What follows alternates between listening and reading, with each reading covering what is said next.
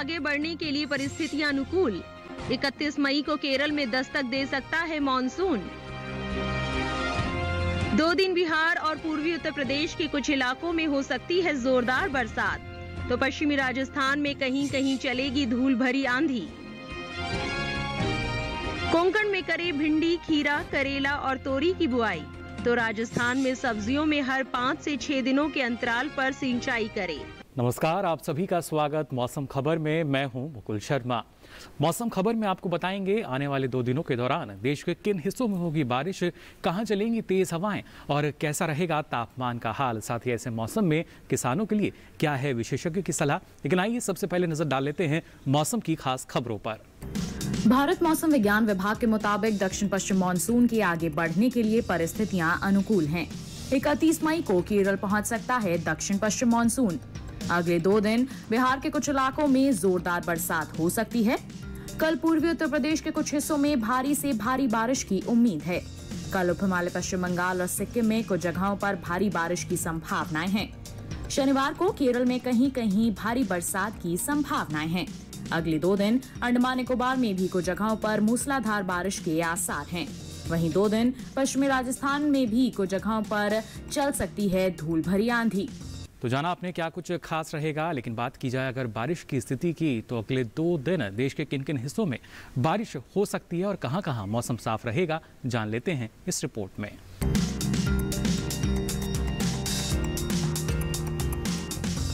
मौसम विज्ञान विभाग के मुताबिक जम्मू कश्मीर, लद्दाख में कल कहीं कहीं बारिश हो सकती है। वहीं हिमाचल प्रदेश में कल और शनिवार को बारिश के आसार नहीं है। वहीं उत्तराखंड में 2 दिन 1-2 जगहों पर बादल बरस सकते हैं। पंजाब, हरियाणा और दिल्ली में शनिवार को कुछ जगह बारिश के आसार है। वहीं पूर्वी उत्तर प्रदेश में कल अनेक हिस्सों में, जबकि शनिवार को कुछ जगह बारिश हो सकती है। पश्चिमी उत्तर प्रदेश में भी अगले 2 दिन कुछ इलाकों में बरसात की संभावना है। वहीं पूर्वी और पश्चिमी राजस्थान में कहीं कहीं बारिश की उम्मीद है। पूर्वी राज्यों में अगले 2 दिन बिहार में अच्छी बारिश की उम्मीद है। झारखंड, ओडिशा और गांगे पश्चिम बंगाल में 2 दिन कुछ जगह बारिश हो सकती है। वहीं उप हिमालय पश्चिम बंगाल और सिक्किम में अगले 2 दिनों के दौरान अच्छी बारिश का अनुमान है। वहीं पूर्वोत्तर के राज्यों की बात करें तो अरुणाचल प्रदेश, असम और मेघालय समेत नागालैंड, मणिपुर, मिजोरम और त्रिपुरा में 2 दिन कुछ जगह बादल बरस सकते हैं। मध्य भारत की बात करें तो पूर्वी और पश्चिमी मध्य प्रदेश समेत छत्तीसगढ़ में कुछ जगह बारिश हो सकती है। वहीं गुजरात समेत सौराष्ट्र और कच्छ में बारिश के लिहाज से मौसम साफ रहने का अनुमान है, जबकि मध्य महाराष्ट्र, मराठवाड़ा और विदर्भ में 2 दिन 1-2 जगहों पर बारिश के आसार है। वहीं कोंकण और गोवा में भी कल और शनिवार को कुछ जगह बारिश की उम्मीद है। दक्षिण भारत का रुख करें तो तटीय आंध्र प्रदेश, तेलंगाना और रायलसीमा में कुछ जगह बारिश के आसार है। वहीं तमिलनाडु और पुडुचेरी में भी कल और शनिवार को कहीं कहीं बरसात का अनुमान है। तटीय कर्नाटक में 2 दिन अनेक जगह बरसात की उम्मीद है। उत्तरी और दक्षिणी कर्नाटक के अंदरूनी हिस्सों में भी 2 दिन कुछ जगहों पर बारिश हो सकती है, जबकि केरल में 2 दिन ज्यादातर इलाकों में बादल बरस सकते हैं। तूफान बे ऑफ बंगाल में था, वो वेरी सीवियर साइक्लोनिक स्टॉर्म के स्टेज तक हुआ था। यास नाम के साइक्लोन, वो कल नून के पहले वो बालासोर के पास वो क्रॉस हो गया। क्रॉस होने के बाद वो स्लोली वीकनिंग हो गया है। नाइट तक वो साइक्लोनिक स्टॉर्म के स्टेज में, इवनिंग तक साइक्लोनिक स्टॉर्म के स्टेज में आया और कल नाइट में वो एक डीप डिप्रेशन हो गया और आज सुबह वो डिप्रेशन के स्टेज में हो चुका है और वो अगले 12 घंटे के अंदर फर्दर वीकन होके वो लो प्रेशर बनने का संभावना है। अभी के इवन वो बहुत वीकन हो गया तो भी अभी मेनली उनका असर पड़ेगा। रेनफॉल और हेवी भारी वर्षा का संभावना झारखंड, बिहार और एकदम नॉर्दर्न पार्ट्स ऑफ ओडिशा में इतना ज़्यादा नहीं है, बड़े अभी मैक्सिमम होगा झारखंड, बिहार और ईस्ट यूपी, ये सब इलाकों में उनका असर ज़्यादा होगा। वो साइक्लोन का जैसे नहीं है, फिर भी रेनफॉल तो दे सकता है। फेयरली वाइड स्प्रेड रेनफॉल दे सकता है और मैक्सिमम वेरी हेवी तक आइसोलेटेड प्लेसेस में ये सब झारखंड, बिहार और ईस्ट यूपी, ये तीनों इलाकों में ज़्यादा है और उनसे भी थोड़ा कम होके ओडिशा का कुछ इलाकों में, एडजेसेंट इलाकों में, गंजेटिक वेस्ट बंगाल के इलाकों में भी पर रेनफॉल तो रहेगा, थंडरस्टॉर्म भी आने का संभावना है। अभी मेन थिंग क्या है, ये सिस्टम इंडेंस हो रहा था उसी टाइम में आपको पता होगा शायद south east monsoon, at least south east monsoon bay of Bengal वो एरिया में सब अराइव हुआ है 21 में। वो साउथ अंडमान सी और अंडमान निकोबार आइलैंड्स में आ चुका था। उधर से वो आगे बढ़ के अभी वो Comorin Maldives area, south west Bay of Bengal and even east central Bay of Bengal, पूरा ऑलमोस्ट पूरा south east Bay of Bengal, Andaman Nicobar islands पूरा पार चुका है और some parts of west central Bay of Bengal भी उधर तक साउथ ईस्ट मानसून आ गया है। मौसम खबर में आगे बढ़ते हैं, बात करते हैं पिछले 24 घंटों के दौरान देश के किन हिस्सों में बारिश दर्ज की गई, आइए जानते हैं। अरुणाचल प्रदेश के ज्यादातर इलाकों में बारिश दर्ज की गई। असम और मेघालय में भी अनेक जगहों पर हुई बरसात। नागालैंड, मणिपुर, मिजोरम और त्रिपुरा में कुछ जगह बरसे बादल। ओडिशा, उप हिमालय, पश्चिम बंगाल और सिक्किम में कई जगह बरसात हुई। गांगे पश्चिम बंगाल में भी ज्यादातर इलाकों में बरसा पानी। बिहार और झारखंड के अधिकतर हिस्सों में बारिश दर्ज की गई। राजस्थान, पूर्वी उत्तर प्रदेश और छत्तीसगढ़ में कुछ जगहों पर हुई बारिश। पश्चिमी मध्य प्रदेश और विदर्भ के कुछ इलाकों में बरसे बादल। मध्य महाराष्ट्र और मराठवाड़ा में भी कहीं कहीं हुई बरसात। कोंकण और गोवा में कुछ जगहों पर बारिश दर्ज की गई। केरल के अधिकतर जगह तो तटीय कर्नाटक के कई इलाकों में बरसे बादल। तटीय आंध्र प्रदेश, तेलंगाना और रायलसीमा में कुछ जगह हुई बारिश। तमिलनाडु और पुडुचेरी के कुछ हिस्सों में भी हुई बारिश। और आइए अब बात करते हैं तापमान की स्थिति की। जी हाँ, किस शहर में रहा सबसे अधिक तापमान और कहाँ सबसे कम तापमान दर्ज किया गया, बताएंगे आपको। और इसके लिए सबसे पहले नजर डालते हैं अधिकतम तापमान की स्थिति पर। अरुणाचल प्रदेश, असम और मेघालय में कहीं कहीं अधिकतम तापमान सामान्य से 5 डिग्री ऊपर दर्ज किया गया। तटीय आंध्र प्रदेश के कुछ इलाकों में भी अधिकतम तापमान सामान्य की तुलना में 5 डिग्री ज्यादा रहा। वहीं ओडिशा और झारखंड के ज्यादातर इलाकों में अधिकतम पारा सामान्य से 5 डिग्री नीचे मापा गया। गांगे पश्चिम बंगाल और बिहार के कई इलाकों में अधिकतम तापमान सामान्य से 5 डिग्री नीचे रहा। पूर्वी मध्य प्रदेश, छत्तीसगढ़ और पूर्वी उत्तर प्रदेश में कुछ जगहों पर पारा सामान्य से 5 डिग्री कम रहा। गुजरात के कुछ हिस्सों में अधिकतम तापमान सामान्य के मुकाबले 3 से 5 डिग्री नीचे दर्ज किया गया। केरल में ज्यादातर जगह तो रायलसीमा, तमिलनाडु और पुडुचेरी में कुछ जगह पारा 3 से 5 डिग्री कम रहा। देश के मैदानी इलाकों में सबसे ज्यादा तापमान विदर्भ के ब्रह्मपुरी में 43.4 डिग्री सेल्सियस मापा गया। अधिकतम तापमान के बाद आइए बात करते हैं न्यूनतम तापमान की स्थिति की। पश्चिमी राजस्थान के कुछ इलाकों में न्यूनतम तापमान सामान्य के मुकाबले 5 डिग्री ज्यादा मापा गया। सौराष्ट्र और कच्छ में भी कहीं कहीं न्यूनतम पारा सामान्य की तुलना में 5 डिग्री ऊपर दर्ज किया गया। मध्य महाराष्ट्र और मराठवाड़ा में कुछ जगह न्यूनतम तापमान सामान्य से 1.5 से 3 डिग्री ज्यादा रहा। वहीं झारखंड में ज्यादातर जगहों पर न्यूनतम तापमान सामान्य के मुकाबले 3 से 5 डिग्री नीचे रहा। पूर्वी मध्य प्रदेश में अनेक जगह तो छत्तीसगढ़ में कहीं कहीं पारा सामान्य से 3 से 5 डिग्री कम मापा गया। पूर्वी राजस्थान में कहीं कहीं न्यूनतम तापमान सामान्य की तुलना में 3 से 5 डिग्री नीचे दर्ज किया गया। तेलंगाना, रायलसीमा, तमिलनाडु और पुडुचेरी में कुछ जगह तापमान सामान्य से 3 से 5 डिग्री कम रहा। देश के मैदानी इलाकों में सबसे कम पारा पूर्वी मध्य प्रदेश के सिवनी में 19 डिग्री सेल्सियस मापा गया। तो जाना आपने तापमान, बारिश और तेज हवाओं का हाल। इसी के साथ ही मौसम खबर में वक्त हो चला एक छोटे से ब्रेक का। आप बने रहिए दूरदर्शन किसान पर।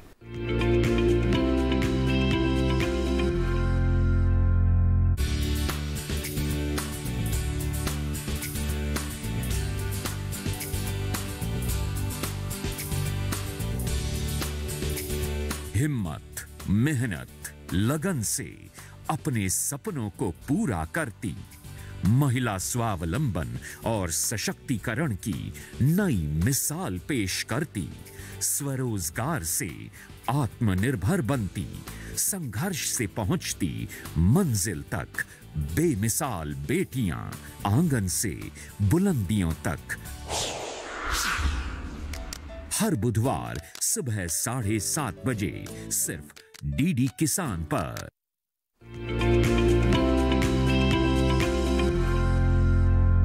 ब्रेक के बाद आप सभी का एक बार फिर स्वागत मौसम खबर में। ब्रेक पे जाने से पहले आपने जाना देश के कई हिस्से ऐसे हैं जहां पर बारिश की संभावना जताई गई है, और उसी नज़रिए से अगर हम बात करते हैं महाराष्ट्र या राजस्थान की, तो यहां पर किसान इस मौसम में कौन कौन से कृषि कार्य कर सकते हैं, आइए जानते हैं।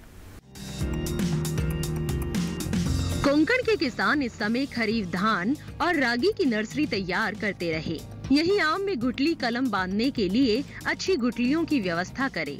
बुआई से पहले बीजों को अच्छी तरह से साफ कर उपचारित कर ले। कोंकण में ही ये समय भिंडी, खीरा, करेला, चिचिंडा और तोरी जैसी खरीफ सब्जियों की बुआई के लिए अनुकूल है। मध्य महाराष्ट्र के किसान इस समय खरीफ धान की नर्सरी लगाते रहे। इसके साथ ही यहाँ तैयार मक्के की कटाई और मूंगफली की खुदाई जारी रखे। कटाई और खुदाई के बाद फसलों को सुरक्षित स्थान पर रखे। इसके साथ ही यहाँ खरीफ फसलों जैसे सोयाबीन, अरहर, मूंगफली और मक्का के लिए प्रारंभिक जुताई का कार्य जारी रखे। इसके अलावा मध्य महाराष्ट्र में सब्जियों को सहारा दे। यही तैयार आम की तुड़ाई का काम भी करते रहे। मराठवाड़ा के किसान इस समय कपास, अरहर, मूंग, उड़द, मूंगफली और मक्का जैसी खरीफ फसलों के लिए जुताई की तैयारी करें। इसके साथ ही यहाँ तरबूज और खरबूजे की तुड़ाई करते रहे और तुड़ाई के बाद उन्हें किसी सुरक्षित जगह पर रखे। विदर्भ में भी सोयाबीन, कपास, अरहर, मूंग, उड़द और मक्के की बुआई के लिए खेत तैयार करते रहे। इसके साथ ही यहाँ तैयार धान, सूरजमुखी, तिल और मूंग की कटाई के अलावा मूंगफली की खुदाई जारी रखे। विदर्भ में ही इस समय सब्जियों और बागों में सिंचाई करे। यही इस समय खरीफ धान की नर्सरी लगाने के लिए भी उपयुक्त है। वहीं राजस्थान में इस समय तापमान बढ़ने के कारण यहाँ के किसानों को सलाह है कि वे सब्जियों में हर 5 से 6 दिनों के अंतराल पर सिंचाई करें। इसके साथ ही यहाँ मिट्टी में नमी बनाए रखने के लिए किसान पराली या पॉलिथीन से मल्चिंग करे। राजस्थान में ही ये समय फलों के नए बाग लगाने के लिए अच्छा है। किसान गड्ढा तैयार कर ले। इसके साथ ही यहाँ रबी फसलों की कटाई के बाद खेतों की गहरी जुताई का काम करे।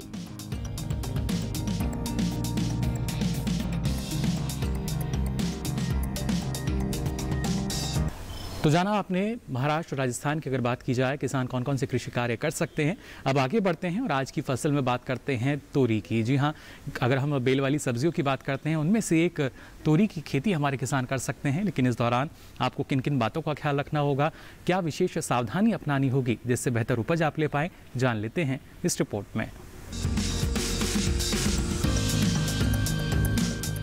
इसे तोरई, तोरी और घिवरा तीनों कहते हैं। इसकी खेती लगभग पूरे भारत में की जाती है।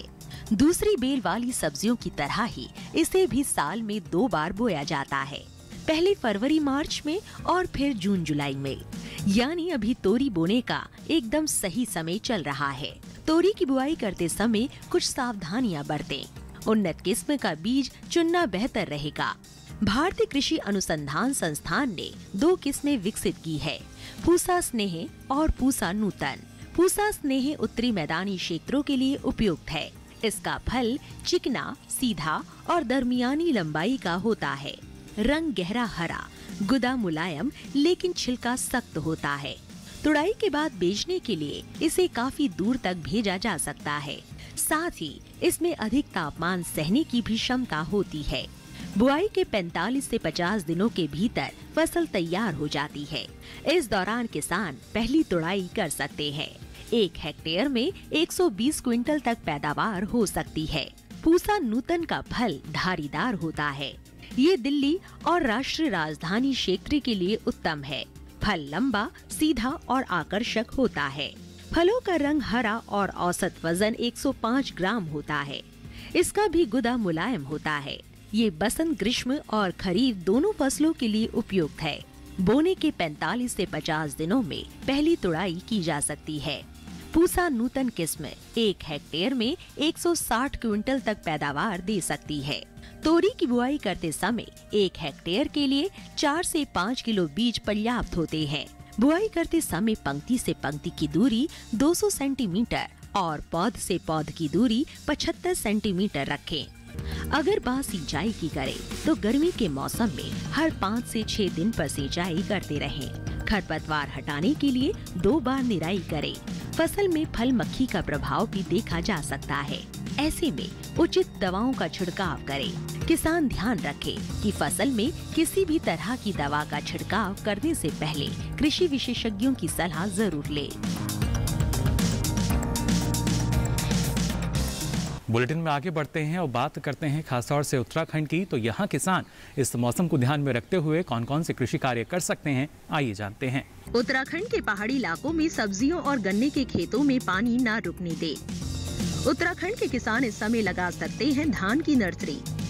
उत्तराखंड में ही खाली खेतों की गहरी जुताई करे किसान। उत्तराखंड में मौसम साफ रहने पर बरसीम और चारा फसलों की कटाई करे। उत्तराखंड में लहसुन और प्याज के खेतों में बारिश का पानी जमा न होने दे। उत्तराखंड के किसान इस समय लगा सकते हैं अदरक। उत्तराखंड में आड़ू, आलू बुखारा और खुबानी की अगेती किस्मों की तुड़ाई करें। फलों की तुड़ाई के तुरंत बाद उन्हें बाजार भेजें। उत्तराखंड में ही फ्रेंच बीन और भिंडी की बुआई के लिए खेत तैयार करें। और इसी के साथ ही मौसम खबर में यहाँ वक्त तो चला एक और छोटे से ब्रेक का। आप बने रहिए दूरदर्शन किसान पर।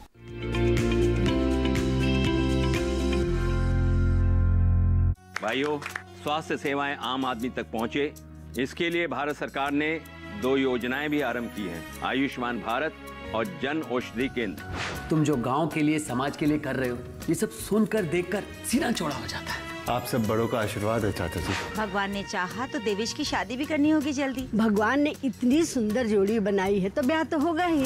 दामन मिट्टी का, दामन मिट्टी का,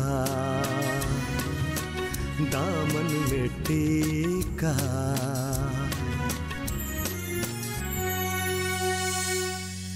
दामन मिट्टी का सोमवार से शुक्रवार रात 9:30 बजे डीडी किसान पर।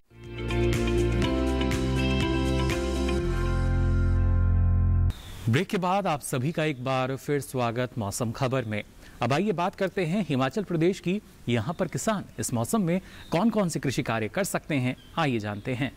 हिमाचल में आम और नींबू वर्गीय फलों में फूल लगने की अवस्था में सिंचाई ना करें। हिमाचल में आम को कीटों से बचाने के लिए उसके तने के चारों ओर प्लास्टिक शीट लपेटें। हिमाचल प्रदेश के किसान इस समय करें मूंग और मैश की बुआई। हिमाचल प्रदेश में ही तैयार सरसों की जल्द से जल्द करे कटाई। हिमाचल के निचले और मध्यवर्ती इलाकों में सूरजमुखी की करे बुआई। बुआई के लिए पंक्ति से पंक्ति की दूरी 60 सेंटीमीटर और पौधे से पौधे की दूरी 25 से 30 सेंटीमीटर रखें। हिमाचल के निचले इलाकों में कद्दू वर्गीय सब्जियों की बुआई शुरू करें। हिमाचल के मध्यवर्ती इलाके में टमाटर, शिमला मिर्च और लाल मिर्च की नर्सरी लगाएं। हिमाचल प्रदेश में भिंडी की बुआई कर सकते हैं किसान। और आइए अब मौसम खबर में जान लेते हैं अगले 2 दिन क्या कुछ खास रहेगा मौसम में। भारत मौसम विज्ञान विभाग के मुताबिक 2 दिन उत्तर प्रदेश में तो शनिवार को उत्तराखंड में गरज के साथ तेज हवाएं चलने की उम्मीद है। कल बिहार में तो अगले 2 दिन झारखंड के कुछ इलाकों में गरज के साथ तेज हवाएं संभव हैं। 2 दिन दक्षिण पश्चिम, पश्चिम मध्य और उत्तर पश्चिमी अरब सागर में तेज हवाएं चल सकती हैं। दक्षिण पश्चिम, पश्चिम मध्य और उत्तर पश्चिमी बंगाल की खाड़ी में भी 2 दिन तेज हवाएं चलने की संभावनाएं हैं। वहीं 2 दिन तटीय आंध्र प्रदेश, तमिलनाडु और केरल के तटीय इलाकों में तेज हवाएं चलने की संभावनाएं हैं। शनिवार को गुजरात और महाराष्ट्र के तटीय इलाकों में भी हालात प्रतिकूल बने रह सकते हैं। 2 दिन मन्नार की खाड़ी और कोमोरिन क्षेत्र में 40 से 50 किलोमीटर प्रति घंटे की रफ्तार से तेज हवाएं चलेंगी और ऐसे में मछुआरों को समुद्र में न जाने की सलाह दी जा रही है। तो फिलहाल के लिए इस बुलेटिन में बस इतना ही। दीजिए इजाजत, नमस्कार।